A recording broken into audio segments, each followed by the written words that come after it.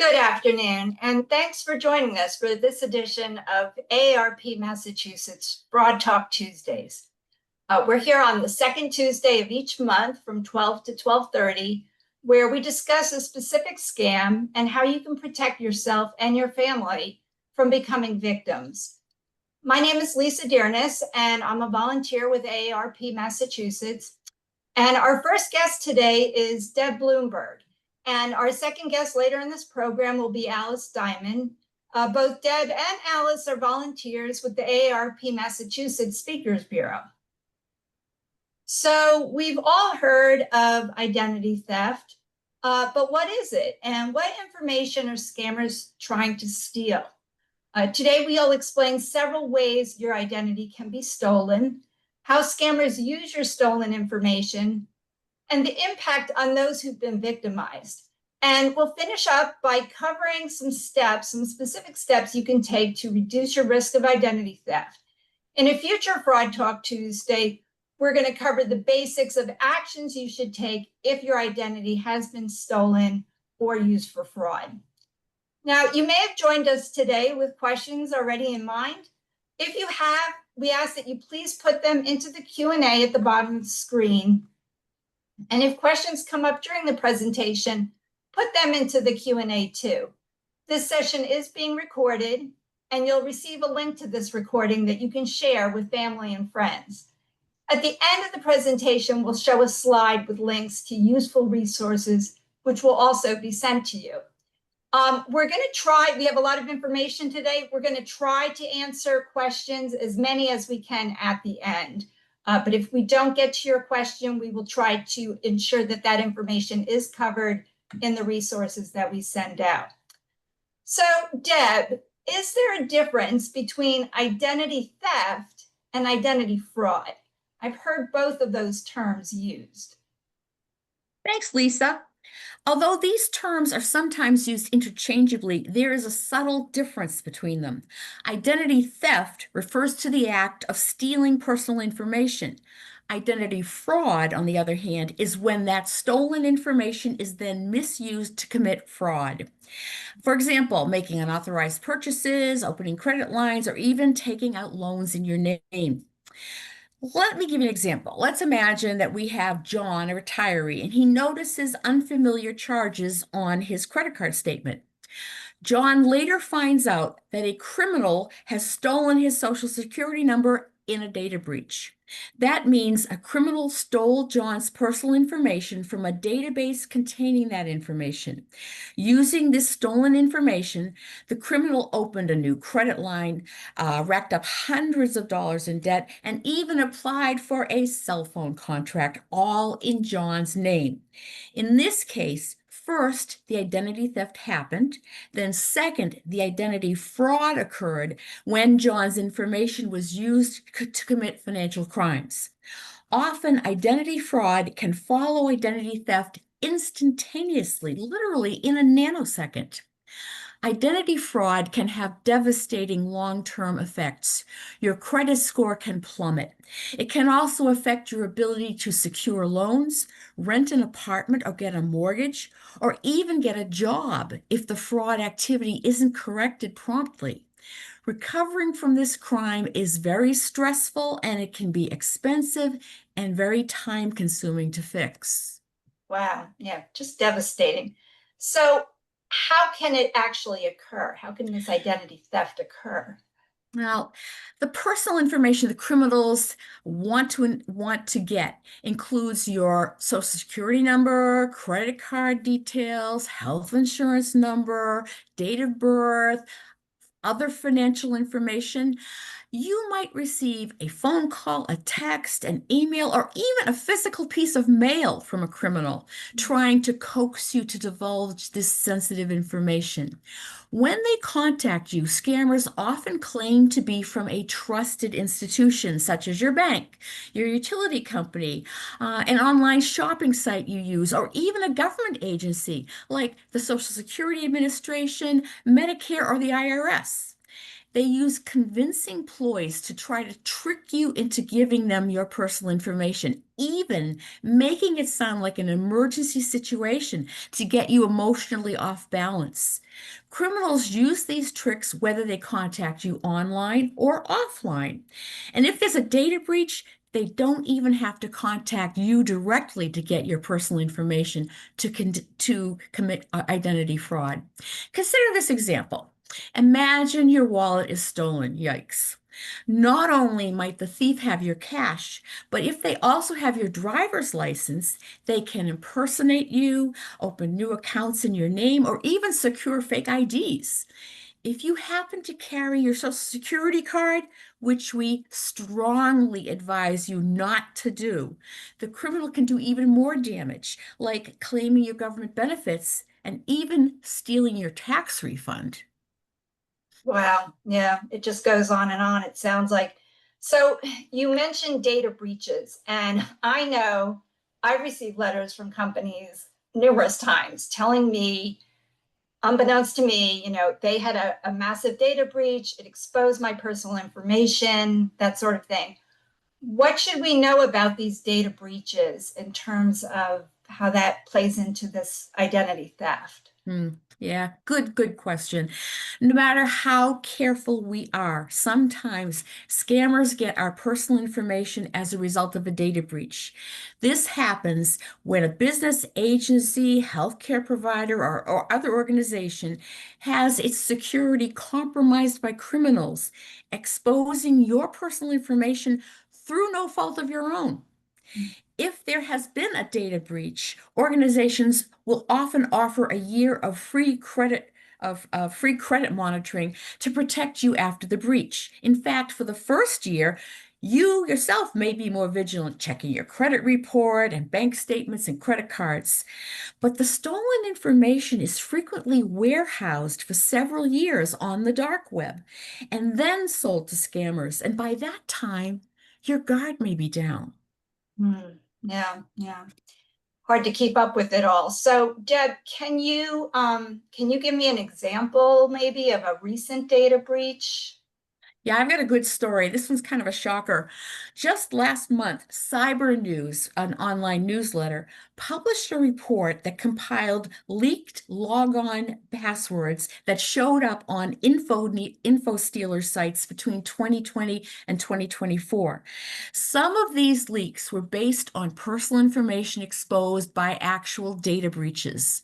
Now, altogether, about 16 billion login passwords were exposed. To give you an idea of the scale of exposure, 16 billion passwords would be the equivalent of nearly two stolen passwords for every living person on Earth. And these hacked logins can be sold on the dark web to other criminals, bad actors just waiting to pounce if they get the opportunity. So protecting your personal information is your key defense against them. Hmm. Okay, well, that's very good to know. So it's definitely something that's going on as we speak, it sounds like. So we know that any scam can lead to identity theft. And so we have here today Alice Diamond. She is one of our fraud fighting volunteers here in Massachusetts. And Alice also volunteers on the AARP National Fraud Watch Helpline. And so she's with us today, and she will be giving us some specific examples, if you would, Alice, of how any form of fraud can then lead to identity theft. So, Alice, can you describe some experiences that real people have reported on the Fraud Watch helpline? Absolutely. And of all the calls, it's the most frequent call to our helpline. And the stories are heartbreaking. So here are just a couple. Um, a caller applied for a job at what she thought was a legitimate cryptocurrency company. And as an employee benefit, she had the opportunity to purchase crypto through the company.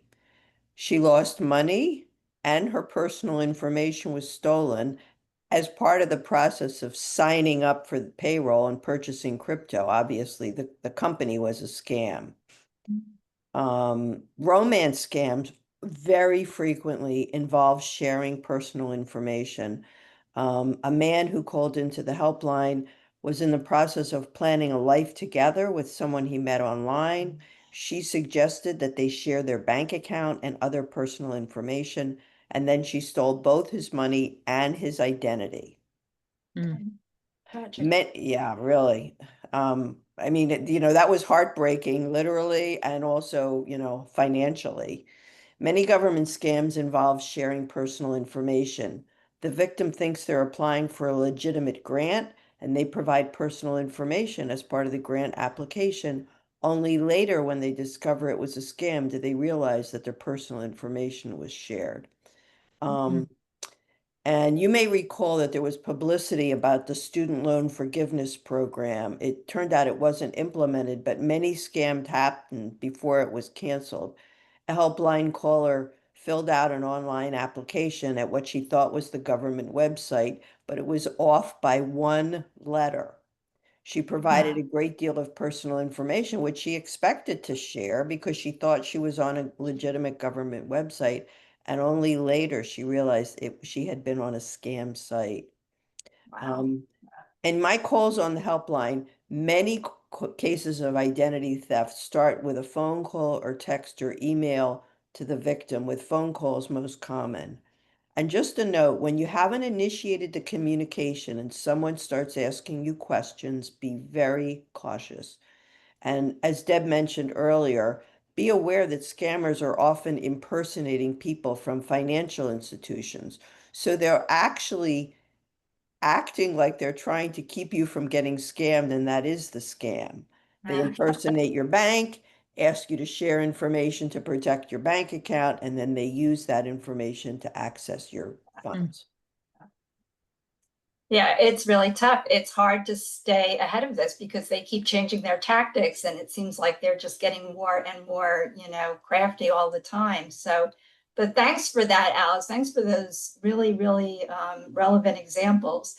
And so we've talked in the past, and you've said that people have lost tens and sometimes hundreds of thousands of dollars.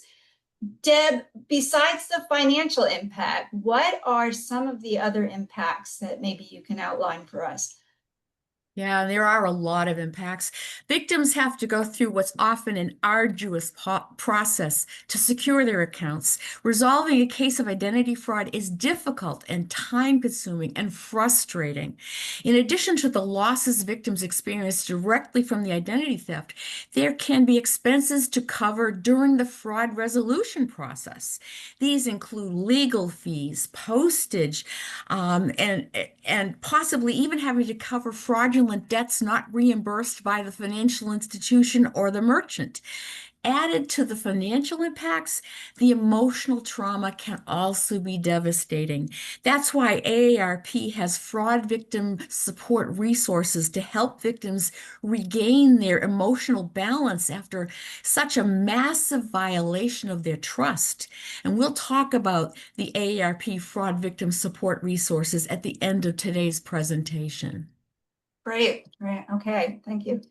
So I said you were going to provide some ways to reduce your risk of identity theft and key steps to take if your identity's been stolen or used for fraud. There are, of course, a tremendous amount of tips and guidance we can give folks. We're not going to be able to get into all of that today. We're going to try to maybe just touch on the highlights, but we will have a future fraud talk that goes into that in more detail. But for today, can you give us, Deb, some of the key things that people can do to reduce their risk?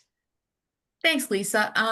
Let's look at some of the some of the ways to reduce your risk. First, freeze your credit and or set up a fraud alert on your credit report. Contact all three major credit bureaus, Experian, Equifax, and TransUnion, to place a credit freeze on your credit file. A credit freeze stops criminals from opening accounts in your name. It typically prevents companies from accessing your credit report, meaning they can't conduct a credit check or process a credit application. Now, you can maintain a credit freeze even after you've recovered from identity theft. To freeze your credit, you must contact each of the three credit bureaus. The credit freeze lasts until you cancel it. If you have a credit freeze in force, but you decide that you want to apply for new credit, you can unfreeze your credit report for a specific number of days with instructions to refreeze your credit immediately afterwards. And typically, unfreezing for 10 days should be sufficient time to get your new credit application approved. Now, let's say you don't want to do a credit freeze for some reason, so you ask the credit bureau to place a fraud alert on your file instead. When you have a fraud alert on your report, a business must verify your identity before it issues new credit in your name. There are different kinds of fraud alerts, and they need to be renewed periodically, whereas a credit freeze is in force until you cancel it. And you are allowed to have both a credit freeze and fraud alert at the same time. So, just as importantly, you got to check what's in your credit report. Under federal law, you're entitled to one free credit report annually from each of the three big credit bureaus, Experian, Equifax, and TransUnion. The official website for this free report, this free annual credit report, is annualcreditreport.com. Federal law also entitles you to a free credit report if you've been denied credit or if you believe you've been a victim of identity theft.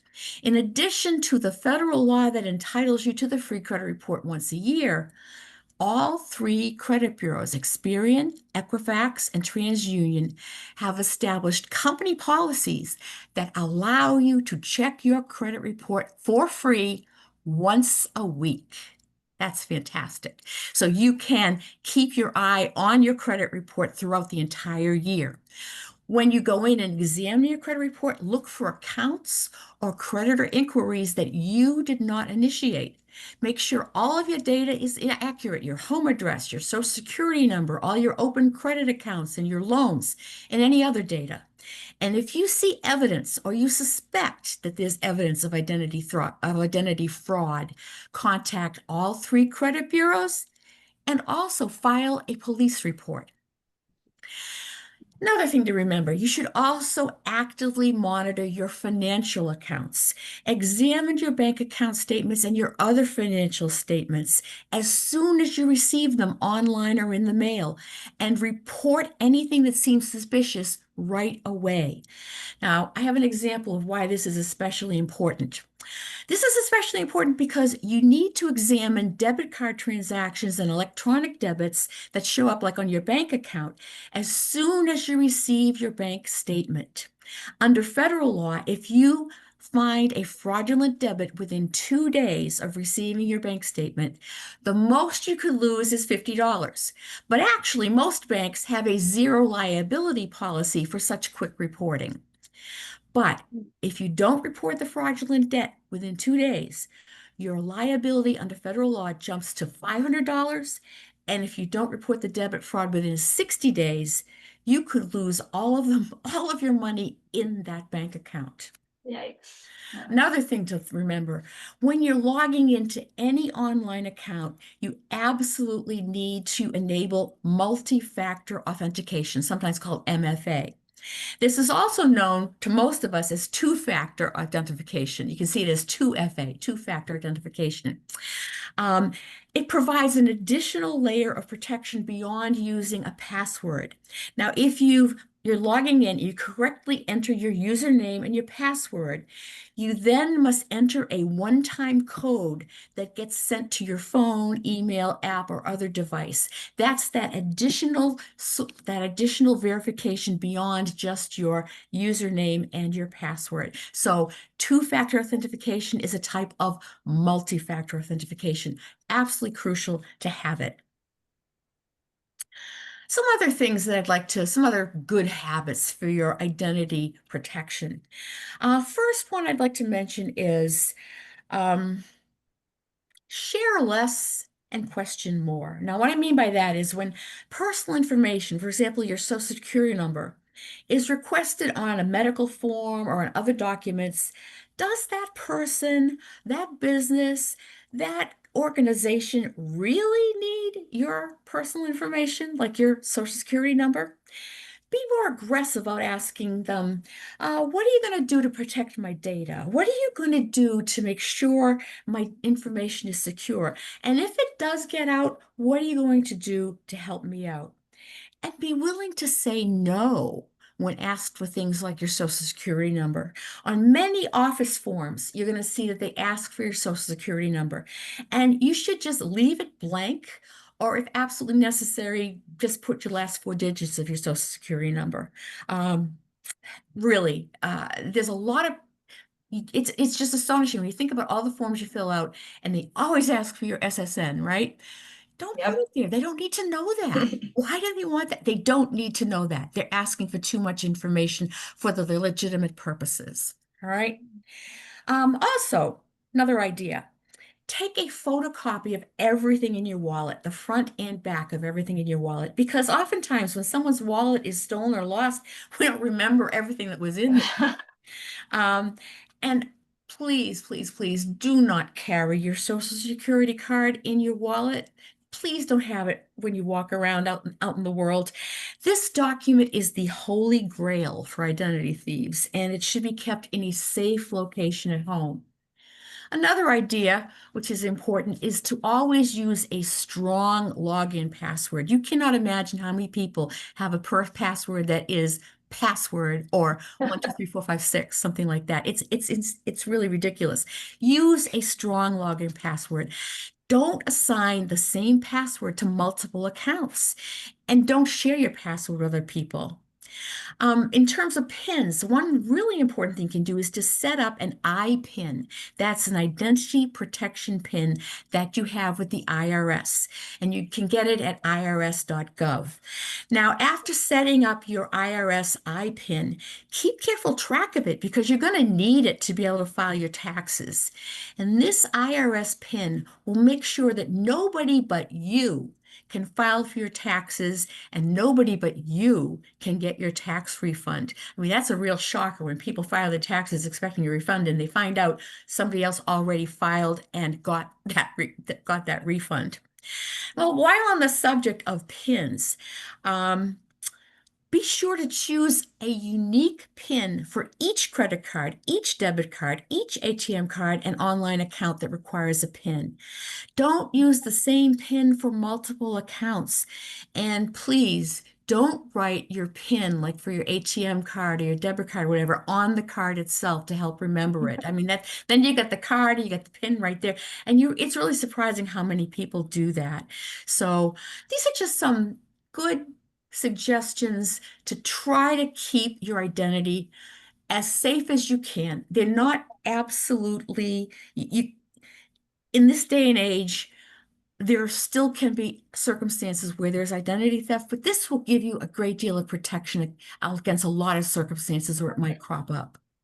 Right, right. I can definitely see that. And I think we're all guilty, maybe not now anymore, but I know I've been guilty in the past of some of these bad habits. So it's really great to get an overview like that and a refresher on all the do's and don'ts. Good information to have. So thank you.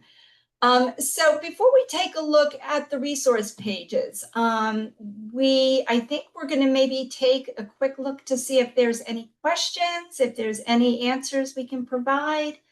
Um, There are no questions there right are no now. questions. Wow, Deb, you're doing a great job covering all the bases. Very good. Well, that's good. Good to hear. So, okay, so then if there are no questions, Dennis or Alice, do we want to go ahead and maybe give a quick overview of the resource slides?